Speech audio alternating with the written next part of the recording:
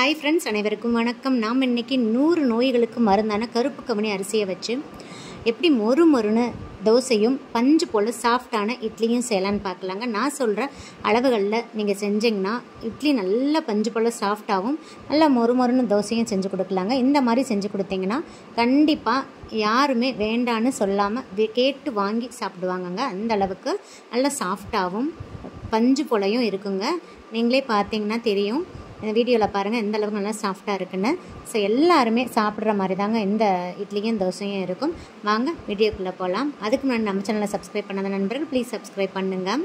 இந்த மாதிரி ஒரு அகலமான பவுல் எடுத்துக்கோங்க. நான் இன்றைக்கி 1 கப் கருப்பு கவுனி அரிசி சேர்த்து விட்டுறேங்க. கருப்பு கவுனி அரிசியில் நல்லா கல் மண் எதுவும் இல்லாமல் புடைச்சிட்டு சேர்த்துக்கோங்க. இதோட அளவு பார்த்திங்கன்னா 200 கிராம் இருக்கும். நீங்கள் கிளாஸு ஆளாக்கு கப்பு எதில் வேணால் அளந்து எடுத்துக்கலாங்க. நெக்ஸ்ட்டு அதே கப்பில் நல்லா பொங்க குண்டான இட்லி அரிசி சேர்த்து விடுறீங்க. நீங்கள் இதுக்கு பதில் ரேசன் புழுங்கல் அரிசி கூட சேர்த்துக்கலாங்க. கப்போட அளவை மாற்றிடாதீங்க. நெக்ஸ்ட்டு அதே கப்பில் 1/2 கப் உருட்டு உளுந்து சேர்த்து விடுறீங்க. நெக்ஸ்ட்டு 1/2 டீஸ்பூன் வெந்தயம் சேர்த்து விடுறீங்க. வெந்தயத்தில் மிஸ் பண்ணாமல் சேர்த்துக்கோங்க. இப்போ இது எல்லாத்தையும் நல்லா தண்ணி ஊற்றி கை வச்சு அழுத்தம் கொடுத்து, வீடியோவில் காமிக்கிற மாதிரி அழுத்தம் கொடுத்து ஒரு 2-3 டைம் நல்லா வாஷ் பண்ணிடுங்க. பாருங்கள் தண்ணி எந்த அளவுக்கு அழுக்காக இருக்குன்னு. இந்த தண்ணி வந்து கிளியராக வர்ற அளவுக்கு நல்லா வாஷ் பண்ணிடுங்க. இப்போ பாருங்கள் நல்லா வாஷ் பண்ணிட்டேன். இப்போ குடிக்கிற தண்ணியை ஊற்றிடலாங்க. நல்லா இந்த அரிசியெல்லாம் மூழ்கிற அளவுக்கு நல்லா குடிக்கிற தண்ணியை ஊற்றிடுங்க. நெக்ஸ்ட்டு இதே மாதிரி ஒரு பவுல் எடுத்துருங்க. அதே கப்பில் நம்ம அரிசி அளந்தோம் பார்த்திங்கன்னா, அதே கப்பில் 1/4 கப் அவல் சேர்த்து விடுறீங்க. நான் இன்றைக்கி கெட்டியான ஒயிட் அவல் சேர்த்துருக்கேன். நீங்கள் இதுக்கு பதில் சிவப்பு அவல் கூட சேர்த்துக்கலாங்க, இன்னும் ஹெல்த்தியாக இருக்கும். இந்த அவலை வந்து இது கூடயே சேர்த்து ஊற வைக்கக்கூடாதுங்க. அரிசி அரைக்கிறதுக்கு 1 மணி நேரத்துக்கு முன்னாடி ஊற வச்சா போதுங்க. அவலை நல்லா வாஷ் பண்ணிவிட்டு தண்ணி ஊற்றி ஊற வச்சுக்கலாம். இப்போ வந்து இந்த அரிசி மட்டும் ஊறட்டுங்க. இப்போ நம்ம கிரைண்டரில் அரைக்கிறதா இருந்தால் 5 மணி நேரம் ஊறினா போதுங்க. நம்ம மிக்சியில் அரைக்கிற பட்சத்தில் 6-7 மணி நேரம் கண்டிப்பாக ஊறணுங்க. ஏன்னா அந்த கருப்பு கவுனி அரிசி வந்து ரொம்ப கெட்டியாக இருக்கும். ஸோ ஊறுறதுக்கு நல்லா டைம் எடுக்குங்க. நல்லா ஊறினா தான் மிக்சியில் ஈஸியாக அரைப்படுங்க. அப்போ தான் மிக்சி சூடாகாமல் ஈஸியாக 5-10 நிமிஷத்தில் அரைச்செடுக்க முடியுங்க. பாருங்கள் நல்லா ஊறிடுச்சு. தண்ணியெல்லாம் நான் வடிச்சிட்டேன். அவளும் பாருங்கள் நல்லா மசிற அளவுக்கு ஊறிடணுங்க. அதில் வந்து நல்லா தண்ணி ஊற்றி வாஷ் பண்ணிவிட்டு 1 மணி நேரம் ஊற வச்சு எடுத்துக்கோங்க. இப்போ மிக்சி ஜார் எடுத்துக்கோங்க. ஃபஸ்ட்டு அவலை வந்து தண்ணியெல்லாம் புழிஞ்சிட்டு அதில் சேர்த்துடலாங்க. நான் 2 பேட்சாக அரைக்க போகிறேங்க. இப்போ நம்ம கொஞ்சமாக அந்த கருப்பு கவுனி அரிசி இதில் சேர்த்து விட்டுடலாங்க. சேர்த்துட்டு 1/2 கிளாஸ் தண்ணி சேர்த்துடலாங்க. சேர்த்துட்டு நல்லா அரைச்சிட்டு வந்துடுங்க. ரொம்ப ஃபைனாக அரைக்கக்கூடாதுங்க, சன்னமான ரவை பதத்துக்கு அரைச்சிக்கலாங்க. பாருங்கள் நான் அரைச்சிட்டேன். இதை ஒரு பவுலில் சேர்த்துடலாம். நெக்ஸ்ட்டு பேட்ச்சு இதில் சேர்த்துக்கிறேங்க. இது கூடயே நான் கொஞ்சமாக கல்லுப்பு சேர்த்துடுறேங்க. சேர்த்துட்டு நல்லா ரவை பதத்துக்கு அரைச்சி இதில் சேர்த்துடலாங்க. பாருங்கள் நெக்ஸ்ட் பேட்சும் அரைச்சிட்டேன். இப்போ மிக்சி ஜாரை லைட்டாக அலசி தண்ணி இதில் சேர்த்துக்கிறேங்க. நம்ம நார்மலாக இட்லிக்கு அரைப்போம் பார்த்திங்களா, அந்த அளவுக்கு தண்ணி சேர்த்து அரைச்சிக்கோங்க. அந்த பதத்தில் தான் இருக்கும். நான் ஏற்கனவே அரைக்கும் போதே உப்பு சேர்த்ததுனால இப்போ உப்பு சேர்த்துக்கலைங்க. நீங்கள் கை வச்சு நல்லா மிக்ஸ் பண்ணிடுங்க. அப்போ தான் நல்ல பாக்டீரியாஸ்லாம் ஃபார்ம் ஆகிட்டு சீக்கிரமாக நல்லா புளிச்சு வருங்க. இப்போ மூடி போட்டு க்ளோஸ் பண்ணிடலாம். இது நல்லா புளிக்கட்டும். பாருங்கள் 8 ஹவர்ஸ் ஆயிடுச்சு. நல்லா பக்குவமாக பதமாக புளிச்சிருச்சுங்க. இப்போ வந்து வெயில் சீசன்றதுனால சீக்கிரமே நல்லா புளிச்சு வந்துருச்சுங்க. இதே வந்து வின்டர் சீசனாக இருந்தால் புளிக்கிற டைம் வந்து கொஞ்சம் அதிகமாகுங்க. ஸோ நல்லா புளிச்சதுக்கப்புறம் தான் நீங்கள் இட்லி தோசை வார்க்கணும். அப்போ தான் நல்லா புசுன்னு வரும். இப்போ பாருங்கள் இட்லி வார்த்துடலாம். இப்போ தட்டில் வந்து நல்லா ஆயில் தடவி வச்சுட்டேங்க. நீங்கள் இட்லி துணி யூஸ் பண்ணுறதா இருந்தால் இட்லி துணியை நல்லா நினச்சிட்டு அதுக்கப்புறம் ஊற்றிக்கோங்க. இப்போ ஒரு கரண்டி மாவு எடுத்து ஊற்றுனீங்கன்னா ஒரு குழியில் ஊற்றுங்க. எகெயின் ஒரு கரண்டி எடுத்து அதே குழியில் ஊற்றாதீங்க, இட்லி ஹார்டாயிரும். இப்போ பாருங்கள் இட்லி பாத்திரத்தில் தண்ணி இந்த அளவுக்கு கொதிச்சதுக்கு அப்புறம் தான் நீங்கள் இட்லி தட்டை உள்ளே வைக்கணும். இட்லி தட்டை உள்ளே வச்சு க்ளோஸ் பண்ணிடுங்க.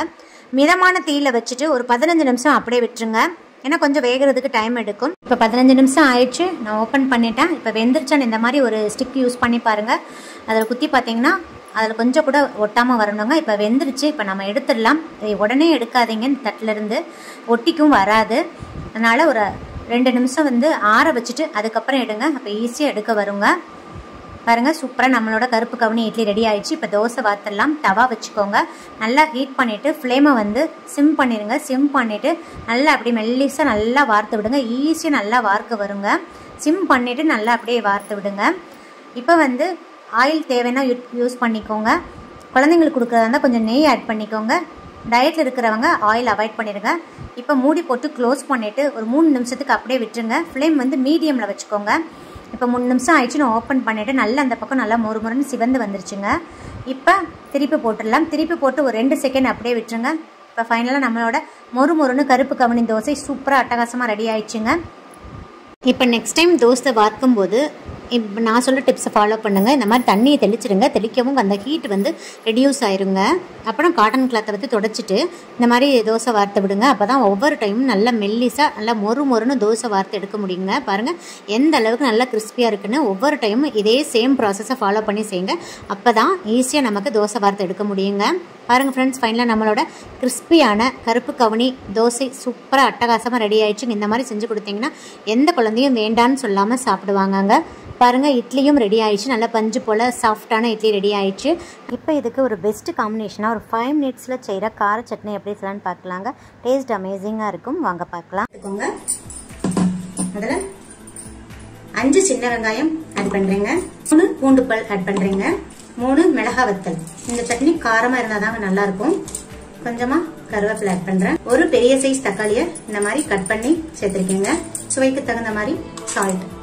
இப்போ வந்து கொஞ்சம் கூட தண்ணி விடாமல் நம்ம அரைச்சிட்டு வந்துடலாங்க. பாருங்க நான் நல்லா ஃபைன் பேஸ்ட்டாக அரைச்சிட்டு வந்துட்டேன். இப்போ நாம இதுக்கு தாளிச்சு ஊற்றிடலாம். பாருங்க சட்னி ரெடி ஆயிடுச்சு. நான் 1 ஸ்பூன் நல்லெண்ணெய் ஊற்றி 1 ஸ்பூன் கடுகு உளுந்தம் பருப்பு, 1/4 ஸ்பூன் சீரகம், கொஞ்சமாக கருவேப்பிலை, 1 பிஞ்ச் பெருங்காயத்தூள் போட்டு தாளிச்சு கொட்டிட்டேங்க. ஒரு 5 மினிட்ஸ் போதுங்க இந்த சட்னி செய்யறதுக்கு. நீங்கள் இந்த மாதிரி காரசாரமான சட்னி கூட இந்த கருப்பு கவுனி அரிசியும் தோசையும் எடுத்துக்கிட்டிங்கன்னா டேஸ்ட் அமேசிங்காக இருக்கும். தேங்காய் சட்னி, வேர்க்கடலை சட்னி இதை கூட நீங்கள் கொஞ்சம் காரமாக செஞ்சுக்கிட்டிங்கன்னா டேஸ்ட் அமேசிங்காக தான் இருக்கும். வெயிட் லாஸ் பண்ண நினைக்கிறவங்க இந்த ரெசிபியை உங்களோட டயட்டில் அடிக்கடி சேர்த்துக்கோங்க. சிறியவர்கள் முதல் பெரியவர்கள் வரை அனைவரும் சாப்பிட்லாங்க. அந்த அளவுக்கு நல்ல சாஃப்டாக இட்லி இருக்கும். எளிதில் ஜீரணமாயிருங்க. ஸோ இந்த வீடியோ உங்களுக்கு மிகவும் பயனுள்ளதாக இருக்குன்னு நினைக்கிறேன். இந்த வீடியோ பிடிச்சிருந்தா லைக், ஷேர், கமெண்ட் பண்ணுங்கள். மறக்காமல் சப்ஸ்கிரைப் பண்ணுங்கள். சுவை அறிந்தது சுவைத்து பாருங்கள். நன்றி, வணக்கம்.